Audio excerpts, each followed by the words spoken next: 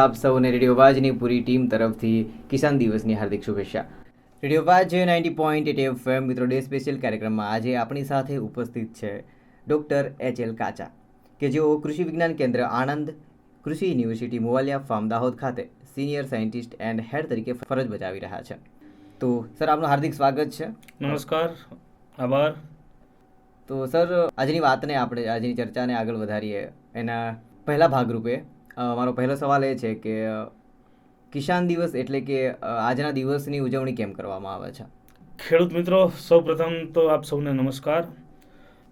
ખાસ કરી અને આજે 23 ડિસેમ્બર 2022 એટલે કે કિસાન દિવસ, એટલે કે ખેડૂત મિત્રો આજે આપણો દિવસ છે એમ કહી શકાય.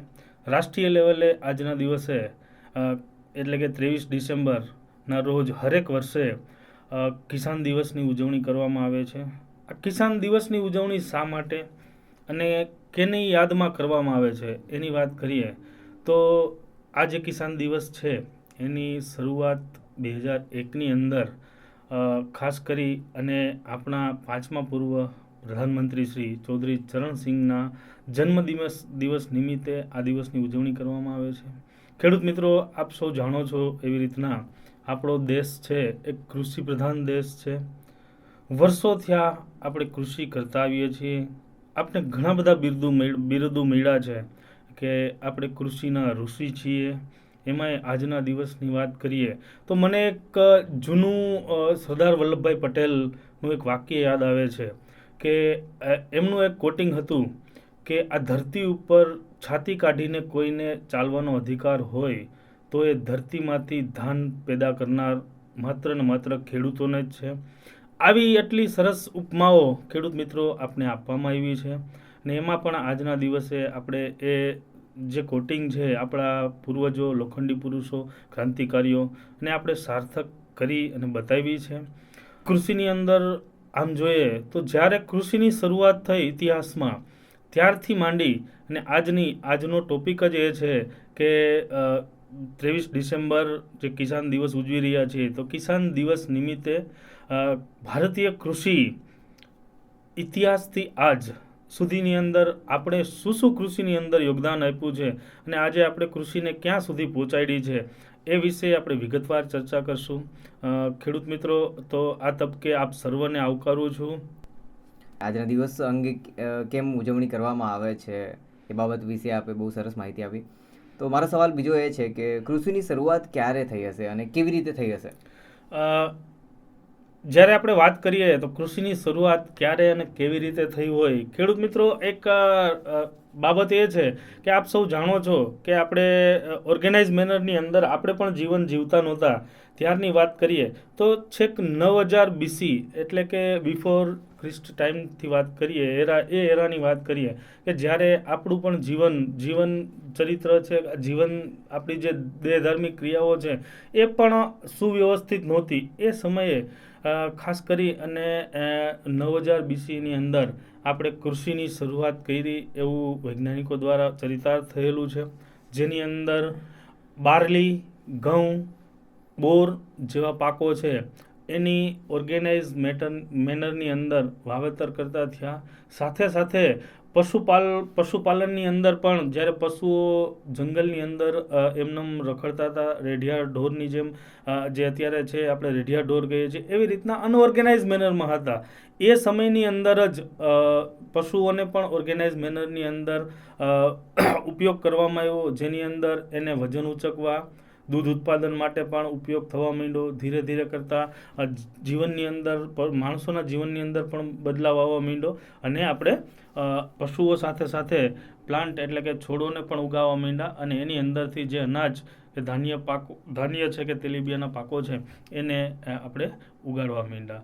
શરૂઆતમાં વાત કરીએ તો જ્યારે લોકો છે એ એમનામાં ઘઉં છે, બારલે છે એવા પાકોને ઉડાડી અને વાવેતર કરતા હતા. પછી એની અંદરથી જે પણ પ્રોડક્ટ મળે એને કાચા અથવા તો રાંધીને ખાવા લાગ્યા.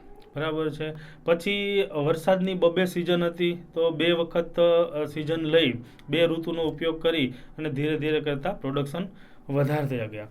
આવી જ રીતના ખેડૂત મિત્રો વચ્ચેનો જે એરા આવ્યો એ વૈદિક પીરિયડ આવ્યો, જે 1500 BCE આવ્યો, બરાબર છે. આ 1500 BCની આજુબાજુની અંદર ખાસ કરી અને ફાઈબર ક્રોપ એટલે કે જૂટનું ઓર્ગેનાઇઝ મેનરની અંદર કલ્ટિવેશન થવા માંડ્યું, કે જેની અંદર રેસાયુક્ત, આપ સૌ જાણો છો કે એનો ઉપયોગ શણ છે, એનો ઉપયોગ આપણે વિવિધ પ્રકારે કરતા થયા, જેનો ઉપયોગ ધીમે ધીમે કરતા દોરી બનાવવા, કપડાં બનાવવા, એવી રીતના ઉપયોગ થવા લાગ્યો અને માણસો છે એ કપડાનો પહેરવેશ તરીકે ઉપયોગ કરવા લાગ્યા. એના બાદનો જે એરા છે એ મૌર્યન એમ્પાયર છે. એ મૌર્યન એમ્પાયરની અંદર પણ ખાસ કરી અને જમીનની અંદર ઘણા બધા ફેરફાર, જમીનને કેટેગરાઇઝ કરવામાં આવી, એનું ક્લાસિફિકેશન પણ કરવામાં આવ્યું, અને સાથે સાથે એ જ એરાની અંદર હવામાનની અંદર થતા બદલાવો છે એની આપણા પાકોની અંદર, એટલે કે એ સમયે જે પાકો વાવતા હતા એમાં શું શું ફેરફાર થવા લાગ્યા એની પણ જ્ઞાન છે એ માણસોને આવવા માંડ્યું, અને ખેડૂતો એ અનુસાર કૃષિની અંદર બદલાવ લાવતા થયા. એ પછીનો અર્લી કોમન એરા આવ્યો, જે 200 થી 2000 CE છે, બરાબર છે, જેની અંદર ખાસ કરી અને મોટા ભાગના આપણા રોકડિયા પાકો છે એની ખેતી થવા માંડી. ખાસ કરી અને શેરડી છે, કપાસ છે, બરાબર છે, ફ્રૂટ ક્રોપ એટલે કે ફળ પાકોની પણ, નાળિયેર જેવા પાકોની પણ ખેતી થવા લાગી. સાથે સાથે એની સાથે પદ્ધતિસર સિસ્ટમેટિક એગ્રીકલ્ચર જે છે એની આ એરાની અંદર શરૂઆત થઈ. Systematic agriculture in the sense કે પદ્ધતિસરના પિયત આપવાનું ચાલુ થયું, પાકોની અંદર નિંદામણ છે એ દૂર કરવાનું પણ આ એરાની અંદર શરૂઆત થઈ. સાથે સાથે વ્યવસ્થિત અને સારી રીતે સમયસર ખેડ કરવાની પણ આ એરાની અંદર શરૂઆત થઈ. અને એક મોટામાં મોટો બદલાવ એ આ એરાની અંદર આવ્યો એ છે પાણીને કઈ રીતના સ્ટોરેજ કરવું અને એનો કઈ રીતના વિવિધ રીતે ખેતીની અંદર ઉપયોગ કરવો, સાથે સાથે પશુપાલન માટે ઉપયોગ કરવો અને પીવા માટે ઉપયોગ કરવો. આ એરાની અંદર આ ખેતીની અંદર અને ખાસ કરી અને ખેડૂતો માટે એક ખૂબ જ મોટા ફેરફારો થયા. એના બાદ લેટ મિડલ એજ જે એરા છે એની અંદર પણ કૃષિને લગતા ઘણા બધા ફેરફારો થયા, જેમાં સૌથી મહત્વનો છે કે પાણીને કઈ રીતના બચાવવું, બરાબર, એના માટે વિવિધ બાંધકામોની શરૂઆત થઈ. ખાસ કરી અને પાણીને રોકી અને એ પાણીનો ઉપયોગ કરવા માટેની પિયત પદ્ધતિઓ, નવી પિયત પદ્ધતિઓ છે કે જે રેલમ છેલમ પાણી આપી દેતા હતા ખેતરની અંદર, એવી રીતના નહીં પણ વિવિધ પદ્ધતિઓ છે પિયત આપવાની, એ પદ્ધતિઓ વિકસાવવામાં આવી. સાથે આ જે એરા છે લેટ મિડલ એજ એની અંદર પોર્ટુગીઝોનું શાસન હતું ભારત દેશ ઉપર, તો એ એરાની અંદર તમાકુ તરીકે એક નવો પાક પણ ભારત દેશની અંદર ઉગાડવામાં આવ્યો અને એની ખેતીની શરૂઆત કરવામાં આવી. સાથે સાથે બીજા અન્ય મરી મસાલાના પાકો, મરી છે, એલચી છે, આવા પાકોની પણ આ જ એરાની અંદર શરૂઆત થઈ. અને એની અંદર આજે પણ આપણે વિશ્વની અંદર ટોપ ઉપર છે એ મરી મસાલાના પાકોની અંદર. એનો બીજ છે એ ત્યારે રોપ્યા હતા, આજે આપણે ટોપ ઉપર છીએ, અને ખાસ કરી અને એના ખૂબ જ સારા પરિણામો, સારું ઉત્પાદન, ખેડૂતો આજે અથાગ મહેનત કરી અને ઘણું બધું વિદેશી હુંડિયામણ પણ આ પાકો દ્વારા કમાય છે. ફળ પાકોનું પણ વાવેતર, પદ્ધતિસરનું ફળ પાકોનું વાવેતર પણ આ એરાની અંદર જ શરૂઆત થઈ હતી. તો આ એરો પણ ભારતની કૃષિની અંદર ખૂબ જ ક્રાંતિકારી પરિણામો લાવ્યો હતો અને ખેડૂતોનું ખૂબ જ મોટું યોગદાન પણ રહેલું છે. એના બાદનું છે એ બ્રિટિશ એરા, એટલે કે બ્રિટિશોનું શાસન હતું 1757 થી 1947 સુધી, બરાબર છે. આ એરાની અંદર પણ ખૂબ જ સારા અને માઠા બંને પરિણામો જોવા મળ્યા. ખાસ કરી અને કપાસ છે, ઇન્ડિગો એટલે કે ગળી જેવા પાકો છે, એનું પદ્ધતિસરનું વાવેતર થવા લાગ્યું અને ખૂબ જ ઓર્ગેનાઇઝ મેનરમાં, મોડર્ન એગ્રીકલ્ચર ટાઈપનું ઓર્ગેનાઇઝ મેનરની અંદર. અને સાથે સાથે ચોખા જેવા પાકો છે એ વાવેતરમાં તો હતા જ, પણ એને માર્કેટિંગ ફેસિલિટી પ્રોવાઈડ કરી અને વેચાણ વ્યવસ્થાની આ એરાની અંદર શરૂઆત થઈ. બીજી એક અગત્યની બાબત છે એ ભારતીય કૃષિની અંદર આપણે સૌ જાણીએ છીએ કે આપણી પાસે બિન ઉપજાઉ જમીન ઘણી બધી હતી એને ઉપજાઉ કરવા માટે કલ્ટિવેટેડ લેન્ડની અંદર કન્વર્ટ કરવા માટે આ એરાની અંદર ખૂબ સારા કામ થયા અને એનાથી પણ વિશેષ ખાસ કરી અને આજે આપણે ગુજરાતની અંદર વાત કરીએ છીએ અને ગુજરાતની અંદર જો નર્મદાની વાત કરીએ તો ભારત માટે નર્મદા એક શું કહેવાય એક જીવાદોરી કહી શકાય અને ગુજરાત માટે આપણા માટે તો એક શ્વાસ છે બરાબર છે. તો એ કેનાલની જે નેટવર્ક પદ્ધતિઓ છે એના વિશે પોલિસીઓ નક્કી થઈ આ એરાની અંદર અને એની ઉપર કામ થવા શરૂ થયું બરાબર છે. એની અંદર ખાસ કરી અને પંજાબ છે, નર્મદા વેલીનો જે પાર્ટ છે આખો એ અને આંધ્રપ્રદેશ રાજ્યની અંદર આ જે કેનાલ નેટવર્ક છે એ પદ્ધતિ ઉપર નીતિગત પોલિસીઓ ઘડાણી અને પછી એની ઉપર કામ ચાલુ થયા અને આની અંદર માઠા પરિણામો આ એરાની અંદર એ પણ જોવા મળ્યા. એગ્રીકલ્ચર પ્રોડક્શન ખૂબ જ ડાઉન ગયું 1921ની દાયકાની અંદર અને બેંગાલ ફેમાઇન જેવી જે વિપરીત પરિસ્થિતિ ક્રાઇસિસ હતા એ આપણા દેશે એનો સામનો કર્યો અને લાખો લોકો આપણે એની અંદર ખોયા પણ છે માત્ર ને માત્ર એક જ કારણ કે ભૂખમરાના કારણે. તો એક ખેડૂત માટે એક આપણા માટે એક શરમજનક બાબત એ હતી કે એ સમયે આપણે પ્રોડક્શન ના લઈ શક્યા બરાબર છે. કારણ એટલા માટે કે ભગવાને એક ખેડૂત બનાવ્યો છે તો એનું મુખ્ય કામ એ જ છે કે લોકોને ખવડાવી અને પછી ખાવાનું બરાબર છે. તો આ એક ક્રાઇસિસ આપને કદાચ જિંદગીભર યાદ રહેશે કે આ બેંગાલ ફેમાઇન છે એ આજે પણ એનું નામ લઈએ તો આપણા માટે થોડીક નીચું જોવા જેવી બાબત છે. બાકી ઘણા બધા કામો સારા ખેડૂતોએ કર્યા છે અને એનું યોગદાન અવિરત છે અને ભૂલાઈ શકાય એવું નથી બરાબર છે. એ પછી આઝાદ ભારતનો એરા આવ્યો બરાબર છે. 15 ઓગસ્ટ 1947ની અંદર આપણે આઝાદ થયા. ખૂબ જ સારી આપણી સરકારની પોલિસીઓ, બ્યુરોક્રેટ્સના અથાગ પરિશ્રમો અને ખેડૂતોના અથાગ પરિશ્રમ એટલે કે લોહીનું રૂપાંતર પાણીમાં કરી અને આજે આપણે કૃષિને આ દિશા સુધી પહોંચાડી છે. એની અંદર ખેડૂતોનું ખાસ કરી અને ખૂબ જ મોટું યોગદાન છે. યોગદાન બધાનું છે, ભૂલી ના શકાય એવું છે. એની અંદર ખાસ કરી ને આપણે આઝાદ થયા ત્યારે બીજા જ વર્ષે ડાયરેક્ટ આપણે જે પાણી માટેની જે ક્રાઇસિસ હતી કે પાણીના ખેતી માટે પાણી જે છે એ અગત્યનું પરિબળ છે, પાણી વગર કશું જ થાય નહીં. એના માટે બીજા જ વર્ષે આપણે ભાખલા નાગલ ડેમ જે છે એની નીતિ ઘડી, એનો રોડમેપ તૈયાર કર્યો અને એની શરૂઆત કરી, કન્સ્ટ્રક્શનની શરૂઆત કરી દીધી અને બહુ જ સ્પીડઅપની અંદર 1963ની અંદર આપણે પૂરો કર્યો, જેનું આજે પણ સિવિલ એન્જિનિયરિંગનું એક મોટું ઉદાહરણ છે એ દિવસનું. તો આ એક શરૂઆતથી જ પહેલા દિવસથી આ એક્ટિવિટીઝ ખેડૂતો માટેની ચાલુ થઈ અને સરકારે ખૂબ જ મોટી નીતિગત પોલિસીઓ બનાવી અને ખેડૂતોના ઉદ્ધાર માટે ખૂબ જ સારા કામ કર્યા. એવી જ રીતના તેહરી ડેમ છે એ પણ કરી. બીજી ઘણી બધી યોજનાઓ છે. દાખલા તરીકે એકાદું નામ દઉં તો 1950ની અંદર ઇન્ટિગ્રેટેડ પ્રોડક્શન પ્રોગ્રામ છે એની શરૂઆત થઈ. એની અંદર પણ ખેડૂતોને કઈ રીતના સંકલિત રીતે માત્ર એક પાક ઉપર નહીં પણ સંકલિત રીતે એની અંદર ધાન્ય પાકો છે, કઠોળ વર્ગના પાકો છે, તેલીબિયા વર્ગના પાકો છે, શાકભાજીના પાકો છે, ફળ પાકો છે. આવા વિવિધ પાકો સાથે સાથે ખેતીવાડીનો પૂરક વ્યવસાય છે એ પશુપાલન છે. એ પશુપાલન અંદર પણ ખૂબ જ સારા બદલાવો લઈ નીતિ ઘડી અને એની ઉપર કામ કરવાનું આપણા દેશે અને આપણા ખેડૂતોએ ચાલુ કર્યું અને એના ખૂબ સારા પરિણામો છે એ આજની તારીખે આપણે ભોગવી રહ્યા છીએ અને મળી રહ્યા છે.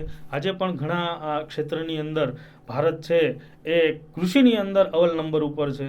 એવી જ રીતના વિવિધ 5 યર પ્લાન જે છે એની અંદર પણ કૃષિગત જે નીતિઓ છે એની અંદર ઘણા બધા બદલાવ, સુધારા અને નવી નીતિઓ અપનાવી અને ખેડૂતોના ઉદ્ધાર અને ઉત્થાન માટે સરકાર દ્વારા પણ કામ કરવામાં આવ્યું અને સામે ખેડૂતોના જેટલા અથાગ પ્રયત્નોથી આજે આપણે આ કૃષિને આ દિશા સુધી લાવી શક્યા છીએ. ઓકે સર, ખૂબ જ સર માહિતી આપી રહ્યા છો અમારા શ્રોતા મિત્રોને. તો સર એક સવાલ એ છે કે આઝાદ ભારત પછી કે આઝાદ ભારતમાં 5 યર પ્લાન જે 5 વર્ષની કૃષિ નીતિમાં કઈ રીતે બદલાવ આવ્યા એના વિશે થોડી માહિતી આપી દે. ખેડૂત મિત્રો આમ જોઈએ તો 5 યર પ્લાન બધી જ નીતિગત પોલિસીઓ માટે સરકાર ખૂબ સારા બધા જ ક્ષેત્રની અંદર, માત્ર કૃષિની અંદર નહીં પણ બધા જ ક્ષેત્રની અંદર ખૂબ જ સારા પરિણામો આવ્યા અને ખૂબ જ સારા રિઝલ્ટ આવ્યા. એની અંદર ખાસ કરી અને બીજો 5 યર પ્લાન છે એની અંદર ગ્રીન રિવોલ્યુશન અને રાઉન્ડ રિવોલ્યુશન જે છે એટલે કે હરિત ક્રાંતિ અને ગોળ ક્રાંતિ, આ બંને રિવોલ્યુશન છે એની અંદર એની ઉત્પત્તિ થઈ અને એના ખૂબ સારા પરિણામો, ખાસ કરીને ફૂડ ગ્રેનની અંદર હરિત ક્રાંતિ છે એના ખૂબ સારા પરિણામો છે એ મળ્યા અને એની શરૂઆત છે પંજાબની અંદર થઈ અને ઘઉંની અંદર ખાસ કરી અને બમ્પર પ્રોડક્શન કરી. અને મેં હમણાં થોડા જ આગળના ક્વેશ્ચનમાં કીધું કે બેંગાલ ફેમાઇન જેવા ક્રાઇસિસ છે આપણે ભૂલી નથી શકતા. એના માટે આ હરિત ક્રાંતિ છે એ આજે ખૂબ જ મોટા પાયે એના પરિણામો મળ્યા અને ધાન્ય પાકોની અંદર ખાસ કરી અને ઘઉં ને ચોખાની અંદર આજે 2022ની અંદર હું વાત કરું તો આપણે સપ્રેસ કરવાનો સમય આવી ગયો. આપણા દેશની જેટલી જરૂરિયાત છે એની જે ખપત છે એની સામે આપણે 1.5 ગણું પ્રોડક્શન લઈએ છીએ, બરાબર છે. તો આપણી જરૂરિયાત તો આપણે પરિપૂર્ણ કરી શકીએ છીએ, પણ બીજા દેશોને પણ આપણે એક્સપોર્ટ કરી અને એની અંદરથી વિદેશી હુંડિયામણ મેળવી શકીએ છીએ. તો એની આજે પણ ઘણી બધી પોલિસીસ છે એની અંદર આપણે સપ્રેસ કરીને બીજા નવા પાકો છે એની અંદર આપણે વધારે ફોકસ કરીએ તો ખેડૂત મિત્રો એની અંદર પણ આપણે આવક મેળવવાના સ્ત્રોત પણ ઘણા સારા છે. તો 5 યર પ્લાન્ટની વાત કરીએ તો 5 યર પ્લાન્ટ છેક ફર્સ્ટ પ્લાન 1951થી માંડીને 56થી શરૂઆત કરી હતી, ત્યારથી માંડી અને છેલ્લો 10મો 5 યર પ્લાન્ટ એ 2002થી 2007 સુધી હતો. એની અંદર નીતિગત રીતે ખેડૂતોના લાભાર્થે, ખેડૂતોના ઉત્થાન માટે ઘણી બધા રિવોલ્યુશનરી જે રિવોલ્યુશન ચેન્જીસ આવ્યા એના કારણે ભારતીય કૃષિની આજે એક આગવી ઓળખ બની છે વિશ્વ લેવલે. આજે વિશ્વ ફલક ઉપર ભારતીય કૃષિ છે એ આગવું સ્થાન ધરાવે છે. ઘણા બધા પાકોની અંદર શાકભાજી પાકો છે, ફળ પાકો છે, એની અંદર પ્રોડક્શનની દ્રષ્ટિએ જોઈએ તો વિશ્વની અંદર આપણે બીજા નંબર ઉપર છીએ. ઘણા એવા પાકો છે જે રોકડિયા પાકો છે, દાખલા તરીકે કપાસની જ વાત કરીએ તો કપાસ જેવા પાક છે એની અંદર પણ આપણે વિશ્વ લેવલે ટોપ ઉપર છીએ. મરી મસાલાના પાકો છે એની અંદર પણ આપણે ખૂબ જ આગવી ઓળખ ધરાવીએ છીએ વિશ્વ ફલકે. અને ખાસ કરી અને એગ્રો પ્રોડક્ટની જે વિદેશી હુંડિયામણ છે એની અંદર આ જે પાકો છે એનું કોન્ટ્રીબ્યુશન મેક્સિમમ છે. તો આ બાબતો ખાસ કરી અને આનો જો કોઈ શ્રેય જતો હોય તો એ મારા દેશના એમ કહેવાય કે ધરતી પુત્રોને જાય છે, ખેડૂતોને જાય છે. ખૂબ જ સરસ માહિતી આપી રહ્યા છો સરજી. થેન્ક યુ સો મચ કે તમે અમારા શ્રોતા મિત્રોને આપણા દેશની ખેતી વિશે માહિતી આપી રહ્યા છો, એ પણ આજના દિવસે. તો સર, મારો બીજો સવાલ એ છે કે ભારતની કૃષિમાં કેવી કેવી ક્રાંતિઓમાં ખેડૂતોનું યોગદાન રહેલું છે? ખેડૂત મિત્રો ખાસ કરી અને આ કોઈ પ્રશ્ન છે એના માટે અમે પણ જ્યારે અધિકારી તરીકે બેઠા હોઈએ અને એમાં પણ આપણા જ વિષયની અંદર વાત કરતા હોય તો અમારી પણ એ ખેડૂતના દીકરાની નાતે અમારી પણ છાતી ગજગજ ફૂલે કે ખેડૂતોનું યોગદાન આ દેશની કૃષિ માટે કેટલું રહ્યું છે અને કેવી કેવી ક્રાંતિઓની અંદર એમનું યોગદાન લઈ અને આજે દેશને છે એ વિશ્વ ફલક ઉપર આગવી ઓળખ અપાવી છે. તો ખાસ કરી અને રિવોલ્યુશનરી ચેન્જની વાત કરીએ ભારતીય કૃષિની અંદર તો સૌથી પહેલાં રાઉન્ડ રિવોલ્યુશનની શરૂઆત થઈ એ 1965ની અંદર થઈ અને ખાસ કરી અને એક સિંગલ પાકની અંદર એટલે કે એક પાક બટાકા જેવા પાકની અંદર કરવામાં આવી અને એની અંદર બટાકાનું પ્રોડક્શન કઈ રીતના વધારી શકાય, કઈ રીતના એના ઉપયોગની અંદર વિવિધ ઉપયોગ થઈ શકે, વેલ્યુ એડિશન થઈ શકે, એ માટેના કામગીરી છે એ 1965ની અંદર રાઉન્ડ રિવોલ્યુશનમાં કરી. એવી જ રીતના અત્યાર સુધીની અંદર વિશ્વ લેવલે એક સફળ ગાથા હોય તો એ હરિત ક્રાંતિની છે, ગ્રીન રિવોલ્યુશનની છે, જેની શરૂઆત 1966ની અંદર કરવામાં આવી અને ખાસ કરી અને ભારતીય કૃષિના પિતામહ કહી શકાય એવા MS સ્વામીનાથન દ્વારા આ પ્રમોટ કરવામાં આવ્યું અને એની અંદર ખાસ કરી અને ઘઉં અને ચોખા આ બંને પાકોના એટલે કે આપણા ધાન્ય પાકો છે એ ધાન્ય પાકોનો વ્યાપ અને વિસ્તાર કઈ રીતના વધારી શકાય જેથી કરી અને બેંગાલ ફેમાઇન જેવા ક્રાઇસિસ છે એનો સામનો ના કરવો પડે એ માટે ખૂબ જ અથાગ પ્રયત્નોથી છેટ રૂટ લેવલ સુધી ખેડૂતો સુધી આ રિવોલ્યુશનરી ને પહોંચાડવામાં આવ્યું અને ખેડૂતોએ એના ખૂબ મહેનત કરી અને ખૂબ સારા પરિણામો આપ્યા. આજે મેં તમને કીધું એમ કે આ રિવોલ્યુશનના એટલા બધા પરિણામો છે કે આજે આપણે ઘઉં અને ચોખા બંને પાકની અંદર ટોપ લેવલ ઉપર છીએ, પ્રોડક્શનની દ્રષ્ટિએ, પ્રોડક્ટિવિટીની દ્રષ્ટિએ ટોપ લેવલ ઉપર છીએ. આપણી ખપત છે એને તો પરિપૂર્ણ કરીએ છીએ. એટલે કે એમ કહી શકું કે આપણે ઘઉં અને ચોખા બંને માટે આત્મનિર્ભર છીએ, એક્સેસ છીએ, બરાબર છે. એવી જ રીતના એના પછી 1960થી 1970નો જે એક દાયકો છે એની અંદર ગ્રે રિવોલ્યુશન આવ્યું જેની અંદર કૃષિની અંદર ઉત્પાદન વધારવા માટે, કૃષિ ક્રાંતિ લાવવા માટે ફર્ટિલાઇઝરની એપ્લિકેશન, વિવિધ ફર્ટિલાઇઝર છે એટલે કે ખાતરો છે, એના માટેના રિવોલ્યુશન, ક્રાંતિકારી ચેન્જ આવ્યા અને એ પ્રોડક્શન આજે આપણે એપેક્સ ઉપર છીએ ઘણા બધા પાકોની અંદર. તો ત્યારની એ જરૂરિયાત હતી, તો એ પણ ખૂબ જ સારા પરિણામો મળ્યા. સાથે સાથે એનું જ એ જ ગ્રે રિવોલ્યુશનની અંદર વૂલ એટલે કે ઊનનું પ્રોડક્શન કઈ રીતના વધારી શકાય અને ઓર્ગેનાઇઝ મેનરની અંદર શીપ અને ગોટ એટલે કે ઘેટા અને બકરા ખાસ કરી અને આ બે પશુઓ ઉપર ધ્યાન આપી અને આજે પણ મને કહેતા આનંદ થાય છે કે વૂલ પ્રોડક્શનની અંદર પણ આપણે સારું એવું મોખરે સ્થાન ધરાવીએ છીએ વિશ્વ લેવલે. પછીના એરાની અંદર પિંક રિવોલ્યુશન જે છે, ગુલાબી રિવોલ્યુશન, ગુલાબી ક્રાંતિ, કે જેની અંદર ખાસ કરી અને ડુંગળી, ગરીબોની કસ્તુરી જેને કહીએ છીએ, એ ડુંગળી અને ઝીંગા, આ બંને જે કોસ્ટલ બેલ્ટની અંદર જે આપણો તો ખાસ કરી અને ગુજરાતની વાત કરીએ તો ગુજરાતનો 16,000 કિલોમીટરનો વિસ્તાર છે, એ દરિયાકાંઠો છે. તો ત્યાં માછલી પ્રોડક્શન અને આ ઝીંગા પ્રોડક્શન એટલે કે દરિયાઈ જે જીવો છે એના ખોરાક તરીકે કઈ રીતના ઉપયોગ કરીએ અને સાગર ખેડૂતો જેવી આજે યોજનાઓ એક્ઝિસ્ટિંગ છે એના ખૂબ સારા પરિણામો મળ્યા. એ ધીમે ધીમે આવી પણ યોજનાઓ આવી, પણ આ જે પિંક રિવોલ્યુશન છે એની શરૂઆત 1970ના દાયકાની અંદર થઈ હતી અને એના આજે પણ એની અંદર નીતિગત ઘણા બધા બદલાવ લઈ આવી અને આજે પણ સાગર ખેડૂતો છે એ ખૂબ સારું દરિયાઈ જીવોનું ઉત્પાદન કરી અને ભારતની અંદર નહીં પણ વિદેશની અંદર પણ એક્સપોર્ટ કરી અને વિદેશી ઊંડિયામણ મેળવે છે.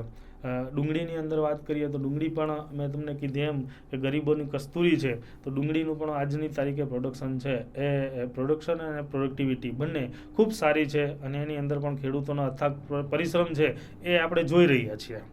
એના બાદ વ્હાઇટ રિવોલ્યુશન એટલે કે શ્વેત ક્રાંતિ, અને ખાસ આપણે ગુજરાતની અંદર વાત કરીએ છીએ અને આપણા દાહોદના ખેડૂતોને વાત કરીએ છીએ ત્યારે આપણા મધ્ય ગુજરાતની અંદર અમૂલ ડેરી એશિયાની સૌથી મોટામાં મોટી ડેરી છે અને અમૂલ ડેરીના પાયો નાખનાર ને એની અંદર પણ ખૂબ જ ચેન્જીસ લાવનાર ડૉક્ટર વર્ગીસ કુરિયન છે, એના દ્વારા આ હરિત ક્રાંતિની શરૂઆત કરવામાં આવી અને એ 1970થી 1996 ના પીરિયડ વચ્ચે આ હરિત ક્રાંતિની શરૂઆત એટલે કે મિલ્ક પ્રોડક્શન કઈ રીતના વધારી શકાય, ખેતી સાથેનો પૂરક વ્યવસાય, પશુપાલન છે, પણ આપણા ખેડૂતો રાજ્યના તેમજ દેશના ખેડૂતોના અથાગ પરિશ્રમથી આજે કૃષિ સાથે પશુપાલન એ પૂરક નહીં પણ પેરેલલ વ્યવસાય થઈ ગયો છે અને આપણે તો ચરિતાર્થ કરી દીધું ગુજરાતે આખા ભારતની અંદર અને વિશ્વ લેવલે કે આજે આપણે જોઈએ તો ઉત્તર ગુજરાતની અંદર વાત કરીએ તો પશુપાલન મુખ્ય વ્યવસાય છે, ખેતી પૂરક વ્યવસાય છે.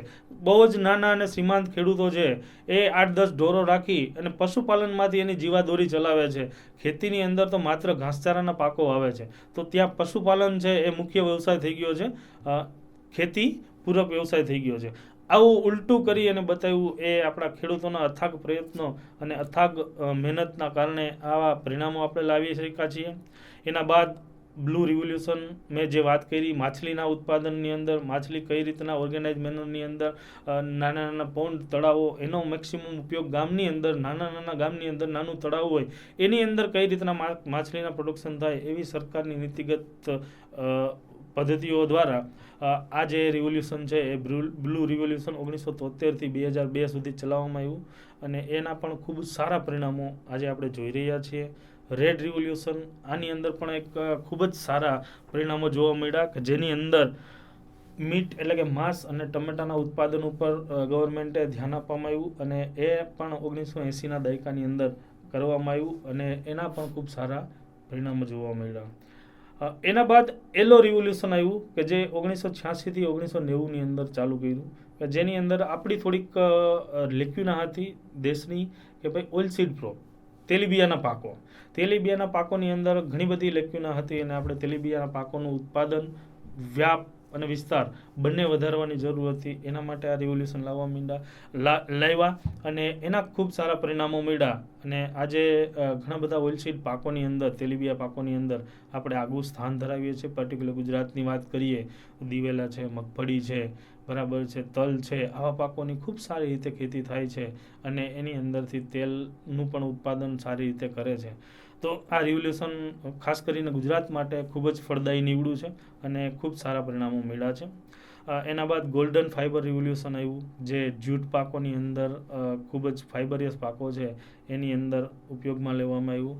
અને એના પછી સૌથી બાગાયત ક્ષેત્રે કોઈ પણ રિવોલ્યુશન એટલે કે ક્રાંતિકારી ચેન્જ આવ્યો હોય તો એ છે ગોલ્ડન રિવોલ્યુશનની અંદર, કે જે 1991થી 2003 સુધી ચલાવવામાં આવ્યું, જેના પરિણામ સ્વરૂપે બાગાયતી પાકોનો એટલે કે ફળ, શાકભાજી, ફૂલો, મરી મસાલાના પાકો છે, આ બધા જ પાકોનો વ્યાપ અને વિસ્તાર વધતો જાય છે, આજની તારીખે પણ વધતો જાય છે. અને એનો ઉપયોગ એ પણ દિન પ્રતિદિન શાકભાજીનો ઉપયોગ, ફળ પાકોનો ઉપયોગ, ફૂલોનો ઉપયોગ દિન પ્રતિદિન વધતો જાય છે. એના પરિણામ સ્વરૂપે બાગાયતી પાકોનું એક હાઈ વેલ્યુડ ક્રોપ એટલે કે ખૂબ જ આવક આપતા પાકો, ઓછા એકમ વિસ્તાર દીઠ ખૂબ સારી આવક આ પાકોમાંથી મેળવી શકાય. તો એનું એક પરિણામ છે ગોલ્ડન રિવોલ્યુશન.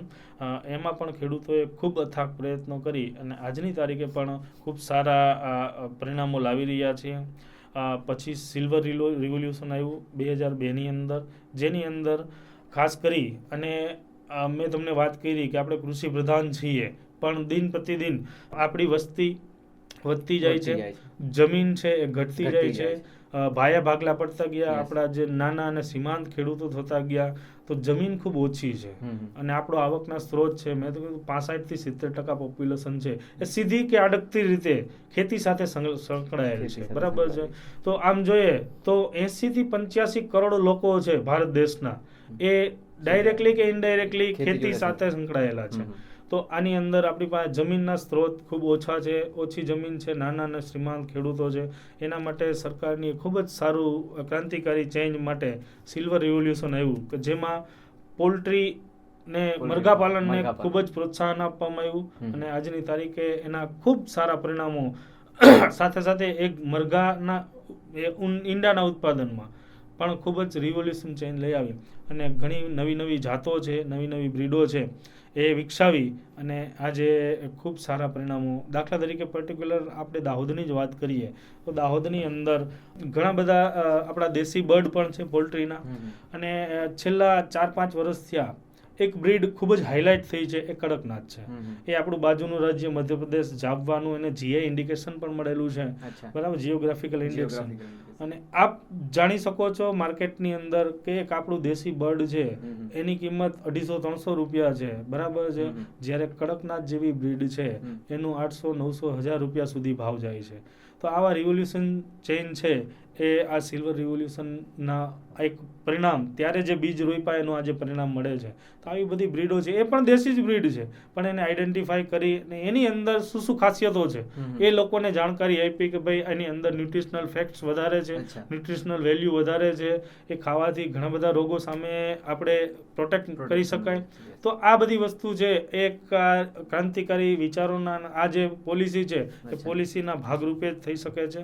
અને છેલ્લે પ્રોટીન રિવોલ્યુશનની વાત કરીએ તો હાલના આપણા વડાપ્રધાન શ્રી માનનીય નરેન્દ્ર મોદી સાહેબે આ રિવોલ્યુશનના જનક છે, બરાબર, જેની અંદર હોલ એગ્રીકલ્ચરની અંદર પ્રોટીનિયસ જે ક્રોપ છે, પાકો છે, જે સૌથી વધારે પ્રોટીન આપતા હોય એવા પાકો છે, જેમ કે સોયાબીન પ્રોટીનનો રાજા છે, એવા પાકોનો વ્યાપ અને વિસ્તાર વધારીને એનું ઉત્પાદન વધારે લઈ આવી અને એની અંદરથી વેલ્યુ એડેડ પ્રોડક્ટ બનાવી અને ખેડૂતો એ ઉત્પાદન કરી અને છેક લાસ્ટ કન્ઝ્યુમર સુધી એટલે કે ઉપયોગ કરનાર સુધી પહોંચાડવા માટે આ રિવોલ્યુશનના ઘણા બધા ઓબ્જેક્ટિવ્સ છે અને એને આપણે ચરિતાર્થ કરી રહ્યા છીએ. દેશના ખેડૂતો છે એ ખૂબ અથાગ મહેનતથી આ દિશાની અંદર આગળ વધી રહ્યા છે.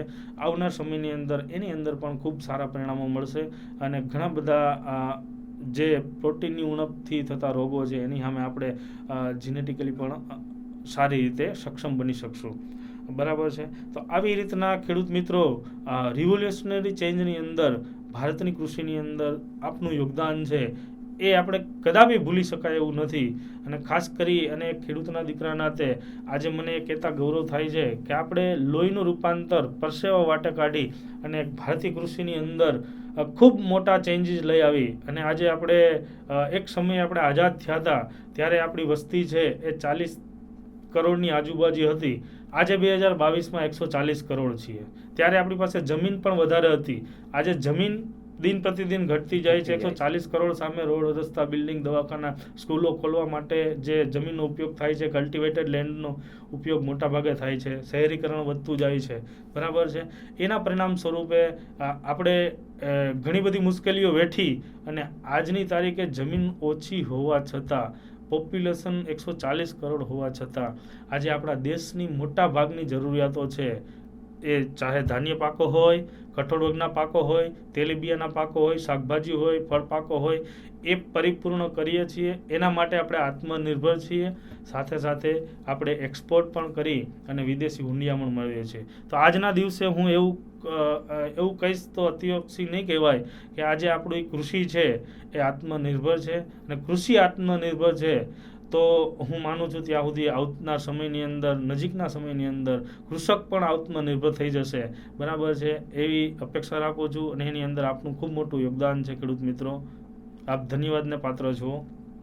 ધન્યવાદ સર, ખૂબ જ સરસ માહિતી આપી રહ્યા છો સર, અને આજના દિવસે ખાસ કરીને તમે માહિતી આપી રહ્યા છો ત્યારે મિત્રો ચર્ચાનો અંત તરફ આગળ વધીએ એના પહેલાં એક છેલ્લો સવાલ છે કે આજની પેઢીને જો ખેતીવાડી ક્ષેત્રે પોતાનું કરિયર બનાવવું જોઈએ, જેમ કે કોઈ એન્જિનિયરિંગ કરે છે, કોઈ ડૉક્ટર ક્ષેત્રે પોતાનું કરિયર બનાવે છે, તો કોઈને ખેતીવાડી ક્ષેત્રે પોતાનું કરિયર બનાવવું હોય તો એને શું કરવું જોઈએ? ખેડૂત મિત્રો, આ પણ એક ખૂબ જ સારો પ્રશ્ન છે, કારણ કે આજે થોડીક કૃષિની દિશાની અંદર વાત કરીએ. ભારતીય કૃષિની આટલી બધી આપણે સાફલ્ય ગાથાઓની વાત કરી, છેક કૃષિની શરૂઆતથી આજે 2022 સુધી કૃષિની અંદર આપણે શું બદલાવ લેવા, આપનું શું યોગદાન છે એના વિશે ચર્ચા કરી. તો ખાસ કરીને મારી એ પણ અપીલ છે કે ખેડૂતનો દીકરો ખેતીવાડી ક્ષેત્રની અંદર નહીં જાય તો કોણ જશે? આજે દુઃખ સાથે કહેવું પડે છે કે બધા જ ખેડૂતો છે એમને એમના દીકરાઓને, એમના બાળકોને ડૉક્ટર, એન્જિનિયર કે કલેક્ટર બનાવવા છે, પણ કોઈ એવો ખેડૂત ઈચ્છુક નથી કે મારે ખેડૂત બનાવવો છે. આ ખરેખર એક ખેડૂત જાત માટે એક પ્રશ્નાર્થ છે, બરાબર છે. પણ એમ છતાંય કેવી રીતના કૃષિની અંદર, ખેતીવાડીની અંદર કેરિયર બનાવવું, એની અંદર પણ આજે ખૂબ જ મોટા સ્કોપ, વાઇડ સ્કોપ છે, બરાબર. ખાસ કરી અને આપના બાળકો છે એ 10મું ધોરણ પાસ કર્યું હોય તો અમારા ઘણા બધા પોલિટેકનિકના કોર્સ ચાલે છે, જેની અંદર એગ્રીકલ્ચર છે, બેકરીનો કોર્સ છે, બાગાયત ક્ષેત્રે પણ પોલિટેકનિક ઇન હોર્ટિકલ્ચર છે. આવા વિવિધ કોર્સો છે એ 10મા ધોરણ ઉપર ચાલે છે.